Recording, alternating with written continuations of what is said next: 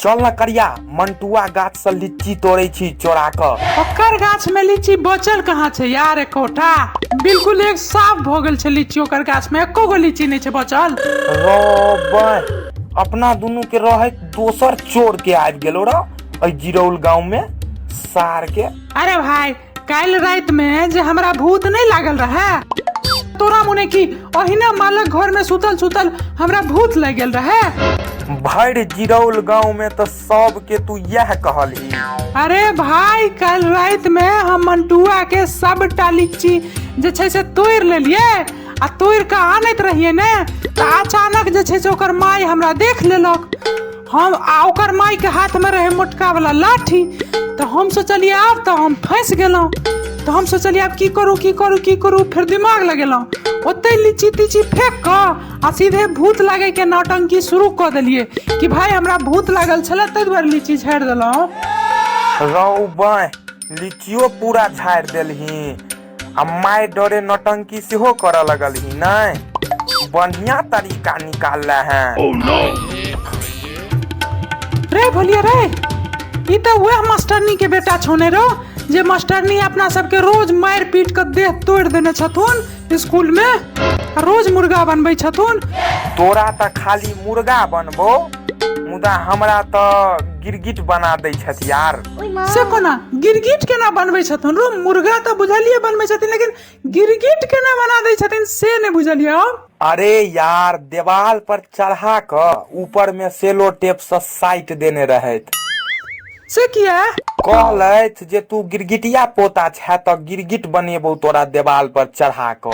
हम की कहै छियै सुन ना भोलिया सुन ना, आई सही सा टाइम छो जे छै से मैडम तो अपना सबके देह तोड़े देने छथुन। पीठ त फोड़िए देलखुन मारत मारत स्कूल में।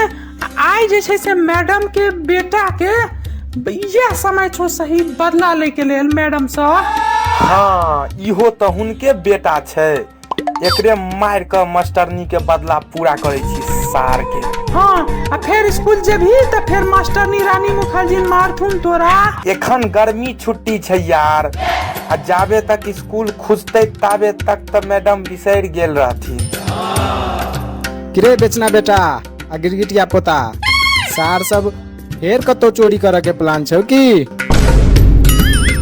कनी मुंह संभार के बात करो सार ठकना। तोरा सब संगे मुंह संभार के बाजू रो भाई।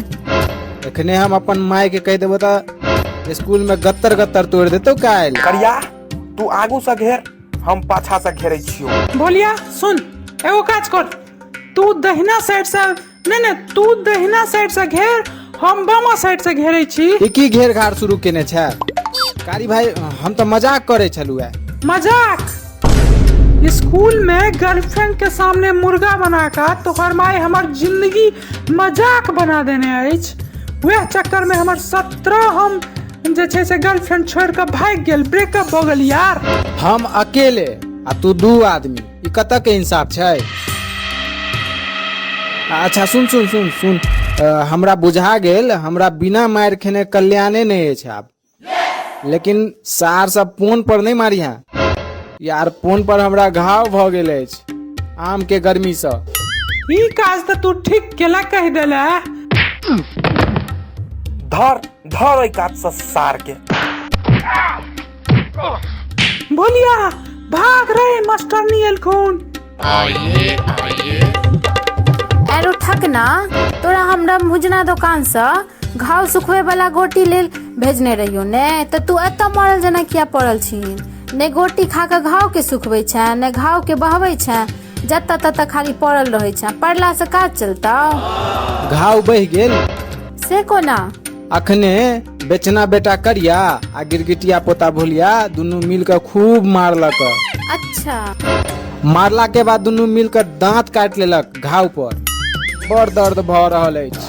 अच्छा तू चिंता नहीं कर, ओकरा हम छै से जे स्कूल में दुनू के पीठ तोड़ देबे दुनू छोड़ा के। लेकिन पीठ त दुनू के पहिने से फूटल छै।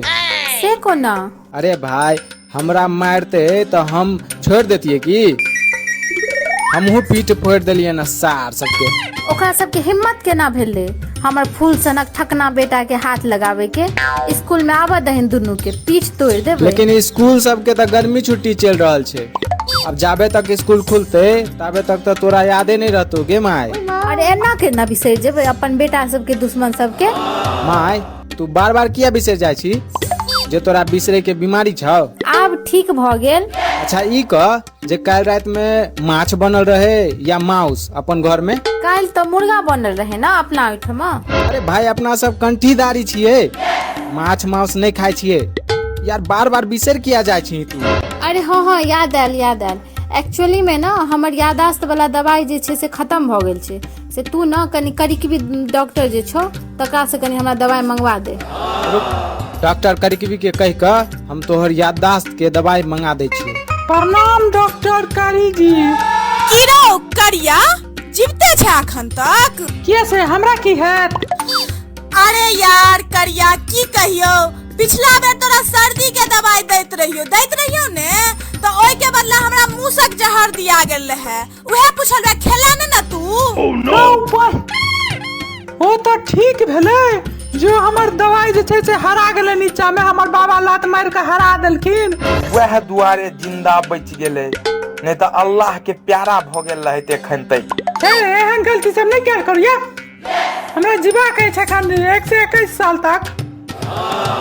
तू तो की कर रहल छी रो भोलिया? चुप, कमजोर सा बात, नहीं तो डॉक्टरनी सुन लेथुन। अरे नहीं सुनथिन डॉक्टरनी, जो ओना बहिर छथिन ऊंच सुनै छथिन, नहीं सुनथिन। कोन तू की कर रहल छी? एक्चुअली ई डॉक्टरनी स्कूल वाली मैडम के यादाश्त मजबूत करे के दवाई दै लेल जाय छथिन, तो हम हुनकर दवाई में तेहन दवाई मिला देलिए या जे सीधे कोमा में चल जेथिन। अगर हुनका याददाश्त के दवाई दो देलखिन आ स्कूल खुजला के बाद तहन तो अपना सबके याद रखने रहथुन, फिर पीठ तोड़थुन। हमहू तो वह ले लिए, हम तो मिला देलिए, हम तो कोमा वाला दवाई मिला देलिए उनका। ने वो कोमा से निकलथिन, ने उनका याद अतन, आ ने वो फिर स्कूल गर्मी छुट्टी के बाद स्कूल खुजला के बाद अपना सबके पीटथुन। वीडियो देखे के लिए अहाँ सब गोटे के धन्यवाद। अगला वीडियो से लगभग जते गांव अछि मिथिलांचल में सभा गांव के नाम कार्टून के अंदर स्टोरी के अंदर इंक्लूड कैल जात। तो अगर किनको गांव के नाम छूट जाए तो कमेंट बॉक्स में जे छै से अहाँ सब अपन गांव के नाम लिख सकै छी।